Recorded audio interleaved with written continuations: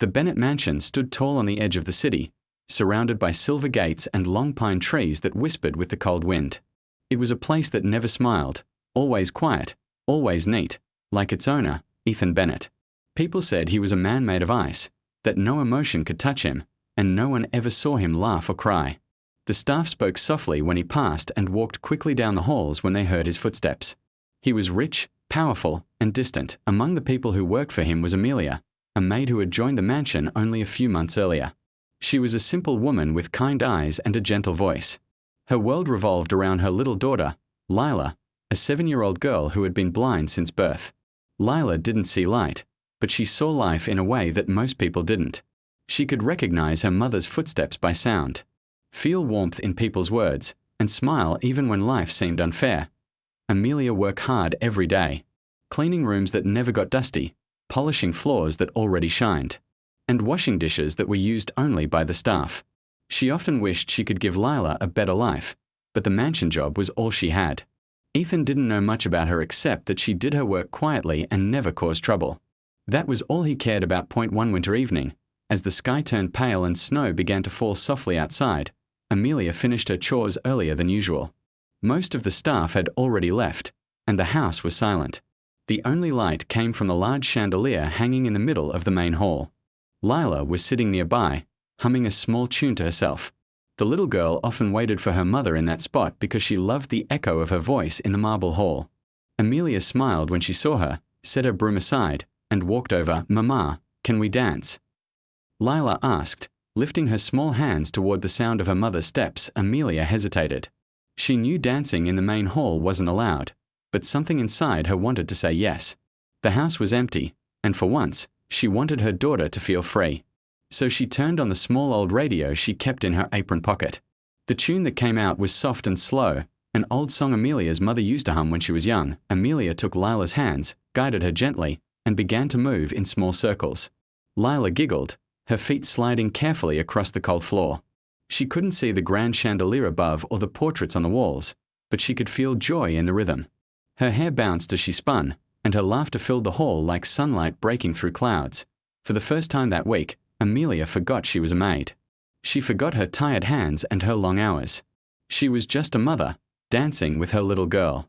They moved slowly, then faster, spinning together under the golden light. Amelia's eyes shined with tears she didn't want to show. It wasn't sadness, it was love, deep and pure, the kind that made her forget the world around her. But then the front door opened. The sound echoed like thunder in the quiet mansion. Amelia froze. The wind rushed in, carrying flakes of snow. And there he was, Ethan Bennett, tall, serious, dressed in his long black coat. His expression was unreadable. The cold air followed him as he stepped inside. Amelia's heart began to race. She quickly stopped dancing, pulled her daughter close, and whispered, "Lila, stop, please." The radio kept playing softly, the tune still floating through the air. Ethan's sharp eyes moved from the radio to the two figures on the floor, the maid and her blind child holding each other. For a long moment, he said nothing. Amelia tried to speak, her voice trembling. "I'm so sorry, sir. We didn't mean—" "Continue," he said quietly. Amelia looked up, confused. "Sir." "I said, continue," Ethan repeated, his voice calm but firm. Amelia couldn't believe what she heard. She thought he was mocking her. No one ever heard him speak kindly. Yet his face showed no anger, only something softer, something she couldn't name. Lila, unaware of what was happening, smiled toward the voice she heard. "Who's there, Mama?" She whispered. Amelia hesitated. "It's Mr. Bennett, sweetheart." Lila turned her head toward Ethan's voice. "Hello, Mr. Bennett," she said sweetly. "Do you like music?" Ethan didn't know what to say. It had been years since anyone asked him something so innocent. He looked at her tiny hands holding her mother's, her blind eyes full of life. His throat felt tight, but he didn't show it. He simply nodded, though she couldn't see him, and said, "Yes, I used to." Lila giggled softly. "Then you should dance too." For a second, Ethan's cold mask cracked. Amelia held her breath, unsure if her daughter had just made a mistake. But instead of anger, Ethan looked away, his expression distant. Without another word, he turned and walked upstairs. The door closed behind him, and the sound of his shoes faded down the corridor, Amelia stood frozen for a moment, holding her daughter close. Then she knelt down and whispered, "You mustn't say things like that, my love. Mr. Bennet doesn't dance." "Why not?" Lila asked softly. Amelia smiled faintly. "Because some people forget how." The rest of the night passed quietly. Amelia finished her work and went home to the small apartment behind the mansion where the staff lived. But her mind kept returning to the moment Ethan said that single word, "continue." It didn't sound like an order. It sounded almost like a memory. The next morning, Amelia expected the worst. She thought she would be called into the office and fired. Her hands trembled as she put on her uniform. When she entered the main hall, she stopped in surprise. There were several large boxes sitting near the staircase. She looked at the labels: braille books, music sets, a small heater, warm clothes for a child. The name on the order form said from E. Bennet. Her eyes filled with tears. She looked around, but Ethan was nowhere in sight. From that day, something quietly changed in the mansion. Ethan started coming home earlier. He never spoke much, but he always seemed to linger near the hall when Lila's voice filled it. Sometimes, when Amelia played the radio, he would stand silently in the doorway, listening. The once cold air of the house started to feel a little warmer one afternoon. Lila was sitting on the porch steps, humming as she felt the sunlight on her face. Ethan passed by, talking to his driver. Lila turned toward his footsteps and said, "Mr. Bennet, it's a nice day, isn't it?" He paused. No one in years had spoken to him like that, not expecting anything, not afraid, just speaking kindly. "Yes," he said softly. "It is." "Do you work a lot?" she asked curiously. Ethan almost smiled. "Too much, I think." "Then you should rest sometimes. Mama says music helps people rest." Her words stayed with him long after he left. That evening, he found himself walking into a music store downtown for the first time in decades. The clerk recognized him immediately, nervous under his sharp gaze. Ethan said simply, "I need something for a child who can't see but loves to listen." When the clerk offered him a small wooden music box that played a soft lullaby, Ethan nodded. The next morning, Amelia found it on Lila's bed. It had no note, only a tag that said "For Lila." The little girl kept it close everywhere she went. Every time it played, she would hum along, and Ethan would hear it echo faintly through the halls. Sometimes he would stop what he was doing just to listen. As days turned into weeks, the mansion began to feel different. The walls that had once felt empty started to hold laughter again. The cold billionaire who had once cared only for numbers found himself pausing at the sound of a little girl's joy. He didn't know why he cared, but he couldn't help it. Something about her light, her innocence, reminded him of something, or someone, he had lost long ago. One night, Amelia found him standing by the piano room, looking at a dusty old photograph of his late wife and daughter. She didn't say anything, but in that silence, she understood everything. He wasn't cold by nature, he was broken by loss.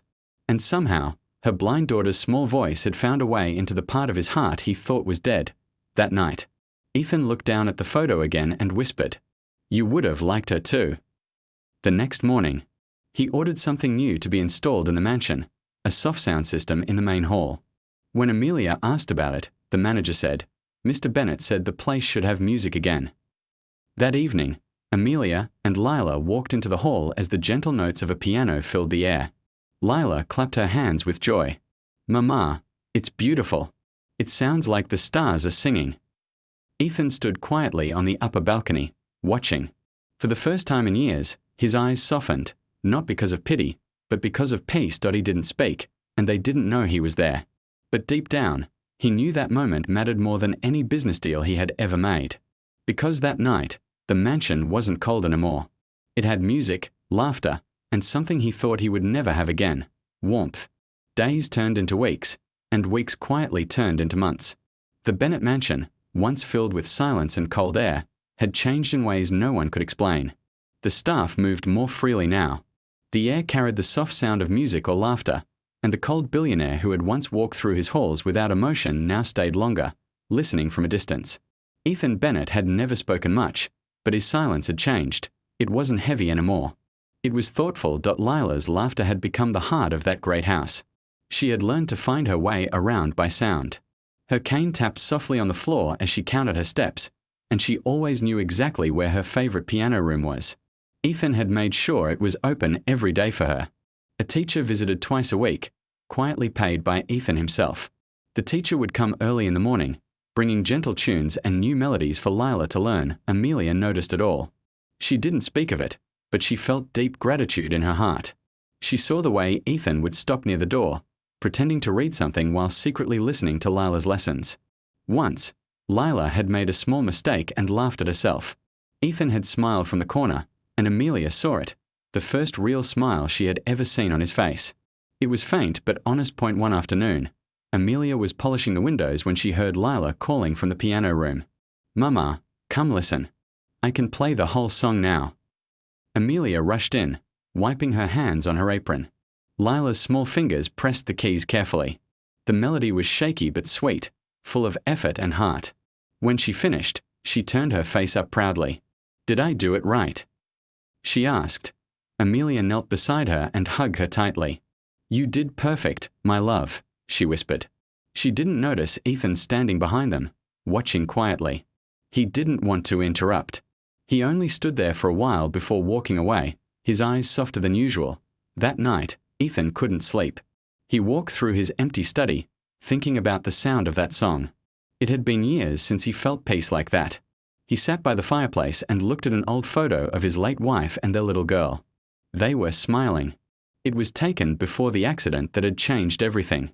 He hadn't allowed music in the house since that day.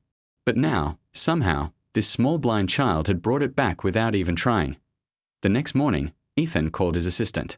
"Find out if there are any schools or charities for blind children in this city," he said in his usual firm tone. "And I want information by today." The assistant didn't ask questions. He had never heard his boss mention children before, but he knew better than to question him. That evening, Ethan sat with papers spread out across his desk. He read about schools that needed support, children who couldn't afford books or music lessons. By midnight, he had already signed a donation form under a new foundation name, the Lila Hope Trust. He didn't tell Amelia about it. He wanted it to be a surprise. The next few weeks were beautiful.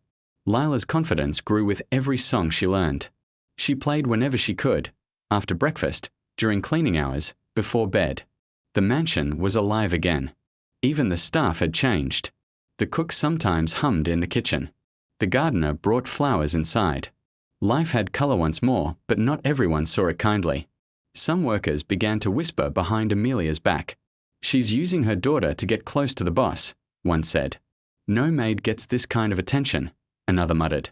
Amelia heard the whispers but stayed silent. She didn't care what they thought. She only cared that her child was happy. Still, deep down, she feared one day Ethan might hear those words and misunderstand. One afternoon, she found Ethan sitting in the main hall, something he rarely did. He looked lost in thought, staring at the large window. Amelia hesitated before speaking. "Sir," she said softly, "I wanted to thank you for everything you've done for Lila. You've changed her world." Ethan turned toward her. His face was calm but serious. "She changed mine first," he said quietly. Then he stood up and added, "Tell her I want her to play something tomorrow evening. I'm inviting a few guests." Amelia blinked in surprise. "Guests, sir?" "Yes," Ethan said. "It's time this house heard real music again." The next day was busy. Workers decorated the main hall with soft lights and flowers. A grand piano was polished until it shone like glass. Amelia dressed Lila in a simple white dress with a ribbon around her waist. "You look like an angel," she said with tears in her eyes. Lila smiled shyly and asked, "Is Mr. Bennett coming to listen?" Amelia nodded. "He will be right there." When evening came, several cars arrived at the mansion. Business partners, charity leaders, and even a few reporters walked in. Ethan stood near the stage, looking nervous in a way no one had ever seen before. For the first time in years, he wasn't thinking about profits or meetings. He was thinking about a little girl and her song. The hall filled with soft chatter. Lila stepped forward, guided by Amelia's hand. The lights dimmed.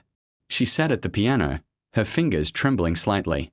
Ethan stood at the back, watching her with quiet pride. When the first note rang out, the room fell silent. The melody was gentle and pure. Lila played with emotion far beyond her age. Every sound carried warmth, Every note told a story of kindness, loss, and hope reborn. People listened in, or unable to believe that a blind child was playing so beautifully. Amelia stood nearby, her hands clasped tightly, praying her daughter would feel the love around her. When the song ended, the hall erupted in applause. Lila smiled toward the sound, her face glowing. "Did I do well, Mama?" she asked. Amelia ran up, hugged her, and whispered, "You were perfect." Then Ethan walked to the stage, his step steady but his heart racing. The guests watched as the billionaire took the microphone. His voice was calm but carried deep emotion. "This young girl," he began, "reminded me that we don't need eyes to see what truly matters. We just need heart." He looked at Lila. "She taught me to see again." The audience went silent. Even the most serious men in suits had tears in their eyes. Amelia wiped her cheeks quietly. Lila tilted her head and asked softly, "Mr. Bennett, are you happy now?" Ethan knelt beside her, smiling for the first time in front of everyone. "Yes, Lila," he said gently. "Thanks to you, I am." The guests clapped again, not for the wealth or the speech, but for the warmth in that simple moment. After the event, Ethan announced that all the money raised from the evening would go to help children with visual disabilities. He named the charity after Lila, shocking everyone in the room. Amelia was speechless. She could only whisper, "Thank you, sir," as tears rolled down her face. Over the following months, the Lila Hope Trust grew beyond the mansion's walls. Schools received instruments, books in Braille, and proper teachers. Ethan visited some of them quietly, away from cameras. He would watch children learning music, smiling softly when they laughed. Lila continued her piano lessons, getting better each day. Sometimes Ethan would join her, pressing a few keys with her to create small duets. Their friendship grew into something deeper, a bond built not on wealth or charity, but on shared kindness. One snowy morning, Amelia found a small envelope on her bedside table. Inside was a letter in Ethan's handwriting. It said, "Amelia, I am leaving for a short time to set up our foundation branch in another city. I want you and Lila to take care of this house until I return.